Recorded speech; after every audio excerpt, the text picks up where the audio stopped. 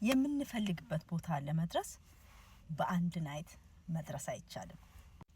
ከዚህ ከቢዝነስ ጀርኒ ውስጥ የተማርኩት ነገር ኮንሲስተንሲ ፕላስ ኢንካሬጅመንት ከዛ ምን ይሆናል ግሮዝ ይሆናል ማለት ነው።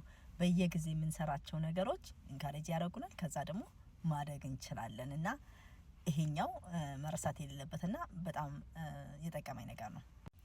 በየጊዜው የምንፖስታቸው ነገሮች የምንወስዳቸው ስሞል የሚመስሉ አክሽኖች የምንናገራቸው ቃላቶች ለማደጋችን ወይም ደግሞ ለነጻነታችን ለዓላማችን የሚያሳኩልን ናቸውና እንደ ትንሽ ሳይሆን ማየት ያለብን ከትንሽ ጀምረን ትልቅ መድረስ እንዳለብን በደንብ ያስተምረናል።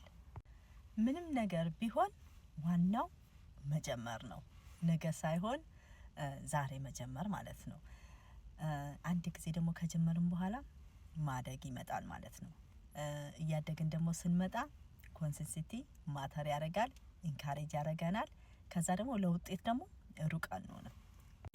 እኔ የምሰራበት ቢዝነስ ደግሞ በነፃ ዌቢናር ሰጥቶ እንዴት አድርጋችሁ ቢልድ እንደምታደርጉ ስቴፕ ባይ ስቴፕ ቪዲዮ አዘጋጅቶ ኑና አብራችሁ ስሩ እያለ ነው። ጥሩ የሆነ ኮሚሽን እየከፈለን ነውና ኑና እዩት። በነፃ የሚሰጠውን ዌቢናር አለው። አመሰግናለሁ።